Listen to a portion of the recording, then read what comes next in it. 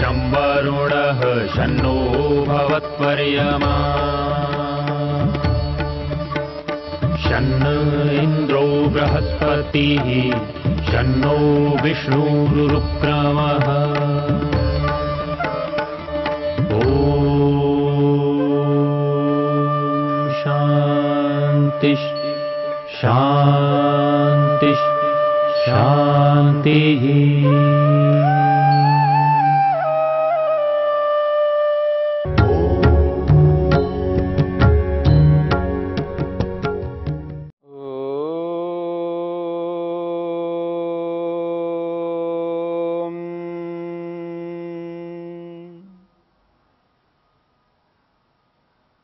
साधन पाद के 23वें सूत्र को लेकर के हम विचार कर रहे हैं।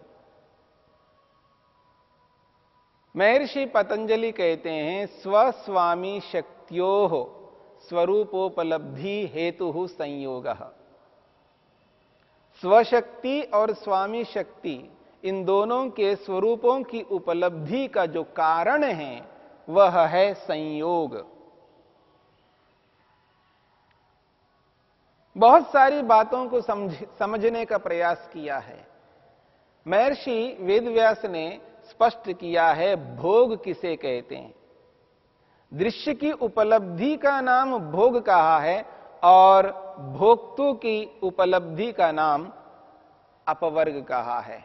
जब भोक्ता की उपलब्धि होती है उसका नाम अपवर्ग है और इसकी उपलब्धि ना होकर केवल दृश्य की उपलब्धि होती रहती है तो उसको भोग कहा है। दृश्योपलब्धि का नाम भोग और भोक्ता के उपलब्धि का नाम अपवर्ग है। भोक्ता के उपलब्धि को यहां अपवर्ग कहा है। महर्षि ने यह भी बात कही है, वो कहते हैं ये जो संयोग है, ये संयोग अदर्शन के कारण से होता है। जब तक अदर्शन रहेगा तब तक संयोग होता है और वियोग जो होता है उस वियोग का कारण दर्शन को कहा है। इसलिए महर्षि वेदव्यास ने स्पष्ट शब्दों में कहा है दर्शनम वियोगस्य कारणम उक्तम। ये जो दर्शन है, यथार्थ बोध है, तत्वज्ञान है, ये वियोग का कारण है और संयोग का कारण अदर्शन है। संयोग आज हमारा है तो इसके पीछे अदर्शन कारण है। आज मैं शरीर के साथ जुड़ा हुआ हूं, इसका एकमात्र अभिप्राय है अभी अदर्शन है, अभी मिथ्या ज्ञान है, अभी अविद्या है, अभी भी मूर्खता है। यह अलग बात है, किसी में कम किसी में ज्यादा। कम ज्यादा तो हो सकता है लेकिन अदर्शन अवश्य, तभी तो संयोग है। इसलिए महर्षि ने स्पष्ट किया है अदर्शनम संयोग निमित्त मुक्तम। ये जो अदर्शन है ये संयोग का कारण है। तो सीधी बात है, स्पष्ट बात है कि जहां कहीं पर भी संयोग है तो समझ लेना वहां अदर्शन है और जहां वियोग है तो समझ लेना वहां दर्शन है। यदि किसी का जन्म नहीं हो रहा है, ऋषियों का जन्म नहीं हो रहा है, क्यों? वहां पर दर्शन है। क्योंकि वियोग का कारण दर्शन है और संयोग का कारण अदर्शन है।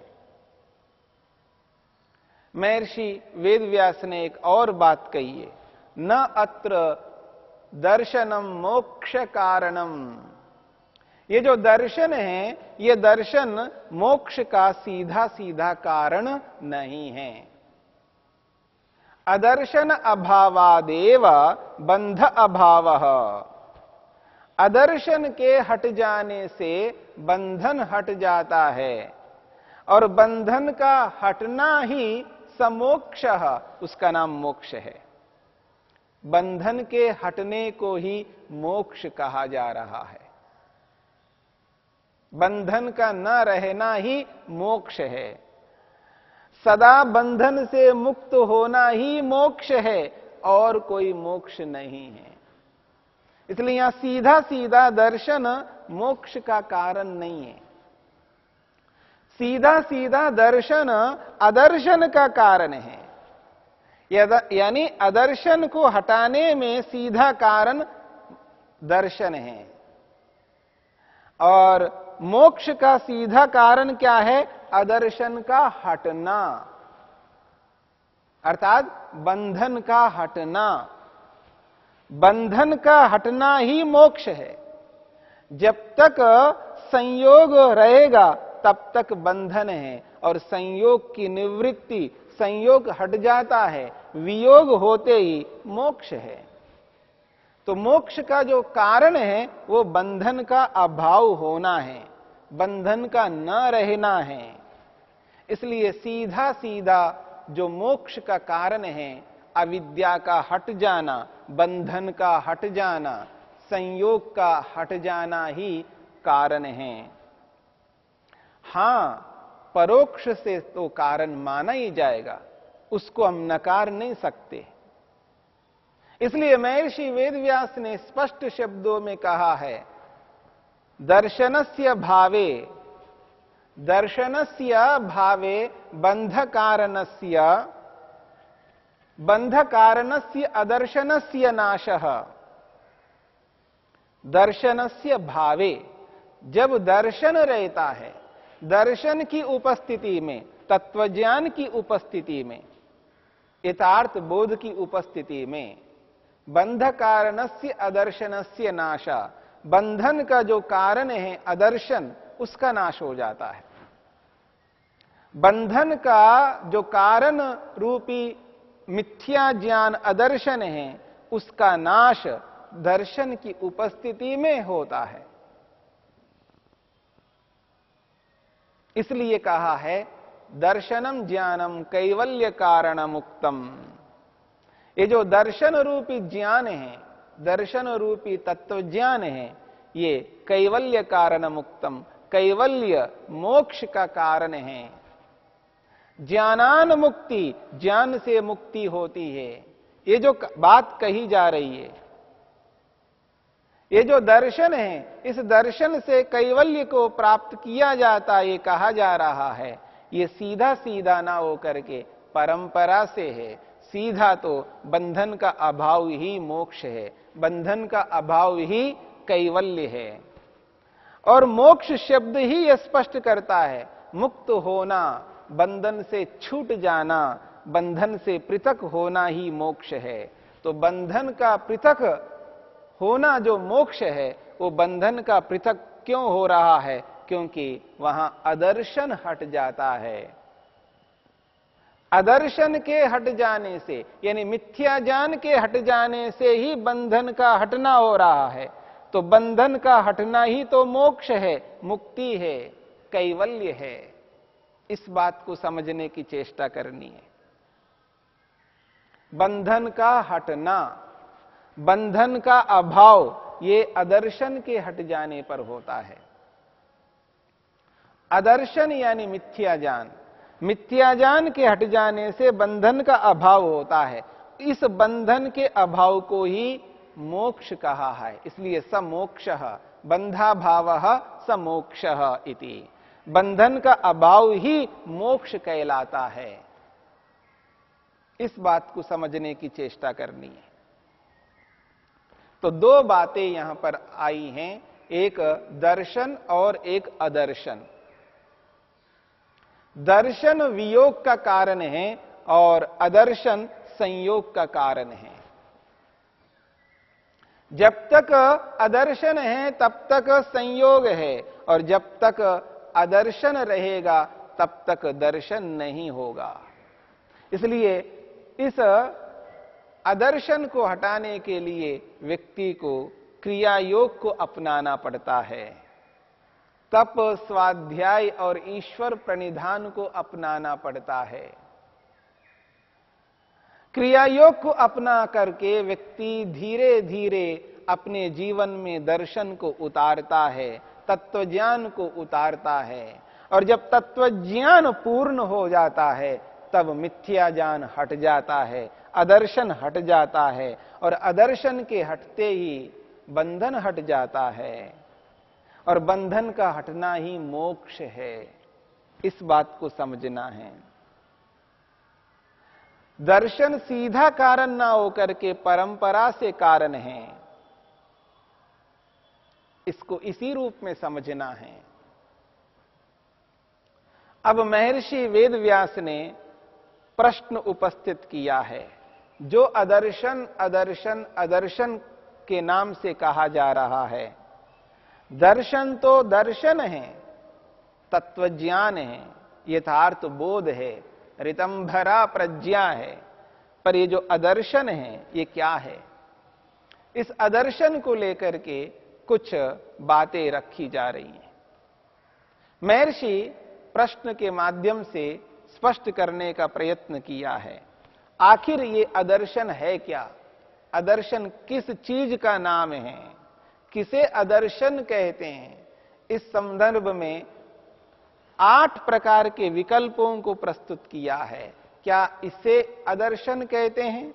क्या इसे अदर्शन कहते हैं? क्या उसे अदर्शन कहते हैं?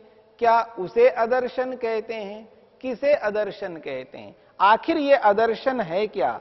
अदर्शन किस चीज का नाम है? इस बात को लेकर के एक प्रसंग चला रहे हैं, और प्रसंग है किंच इदम अदर्शनम नामा। प्रश्न के माध्यम से महर्षि वेदव्यास स्पष्ट करते हैं, किंच इदम अदर्शनम नामा। ये अदर्शन किसे कहते हैं? किसका नाम है अदर्शन? कौन है ये अदर्शन? किंच इदम, इदम अदर्शनम किम। ये अदर्शन है क्या? इस बात को प्रस्तुत करते हुए एक विकल्प को उन्होंने प्रकट किया। वो कहते हैं गुणानाम अधिकारः। किम गुणानाम अधिकारः? गुणों के अधिकार को अदर्शन कहते हैं। यह पहला पक्ष है। अदर्शन को समझाने के लिए एक पक्ष को प्रस्तुत किया है, किम गुणानाम अधिकारः। गुणों के अधिकार को अदर्शन कहा जाता है। गुण का अभिप्राय है सत्व, रज और तम। ये तीनों पदार्थों को गुण शब्द से कहा जाता है, और इन तीनों पदार्थों का जो अधिकार है, क्या है इनका अधिकार? क्या है इनका स्वभाव? कार्य रूप में आना। कार्य रूप में आना ही गुणों का अधिकार है। विकार के रूप में आना ही गुणों का अधिकार है। सत्व में, रज में और तम में ये स्वभाव है कि ये कार्य रूप में आ जाते हैं। इनका ये अधिकार है, इनका ये स्वभाव है। तो गुणानाम अधिकारः, क्या गुणों का अधिकार, यानी कार्य रूप में आने का जो स्वभाव सत्वरज तम में है, ये स्वभाव ही अदर्शन है क्या? ये एक प्रश्न है। क्या इसे अदर्शन कहते हैं? गुणों के अधिकार को अदर्शन कहते हैं। सत्वरज तम में कार्य के रूप में आने का जो स्वभाव है, क्या उस स्वभाव का नाम अदर्शन है? ये पहला प्रश्न है।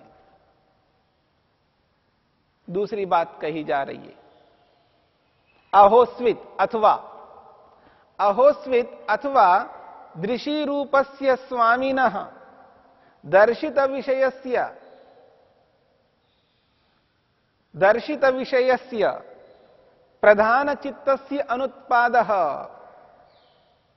स्वस्मिन् दृश्ये विद्यमाने यो दर्शन अभाव। दूसरी बात कही जा रही है, अहोस्वित अथवा दृशी रूपस्य स्वामिना।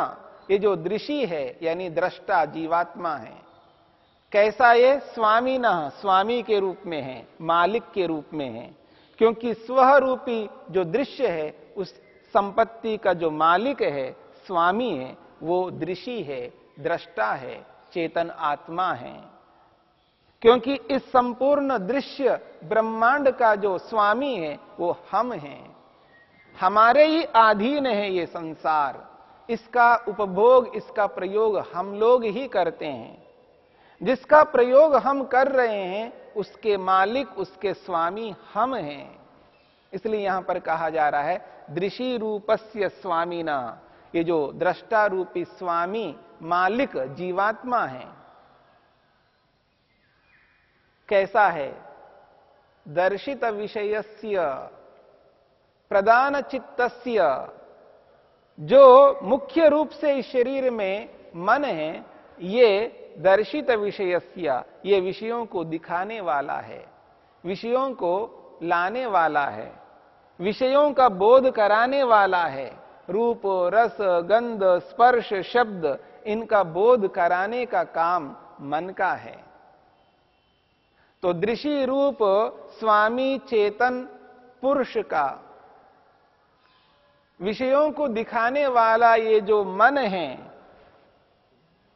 इसका अनुत्पादः, इसका बना रहना, मन का बना रहना, यह अनुत्पादक मतलब है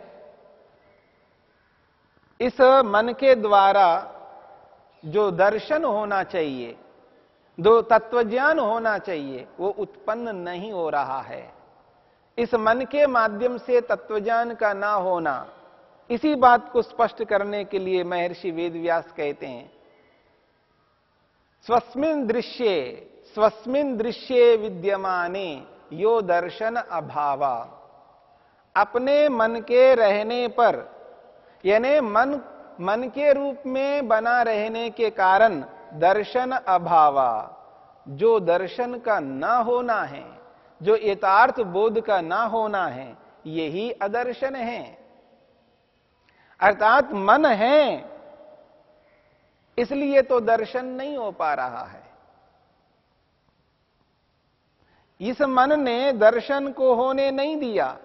यह मन केवल दृश्य को ही उपलब्ध कराने में लगा हुआ है, दृश्य की उपलब्धि को कराने में लगा हुआ है, या यूं कहिए केवल भोग को उपलब्ध कराने में ही ये मन लगा हुआ है। और ये मन अपवर्ग को उत्पन्न कराता नहीं है।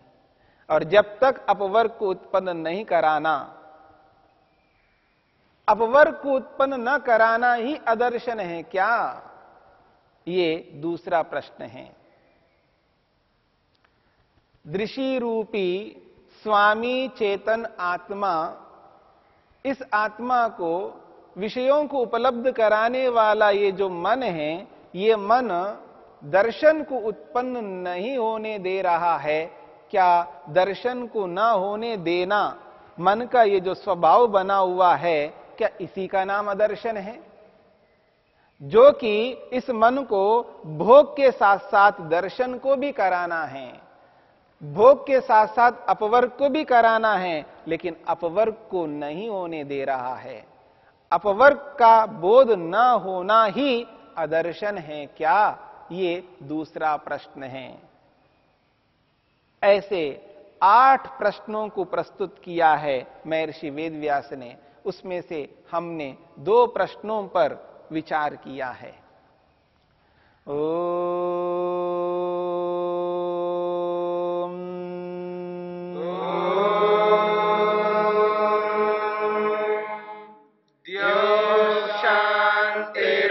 शांतिरंतरिक्षं शांतिर्पृथिवी शांतिरापः शांतिरोषधयः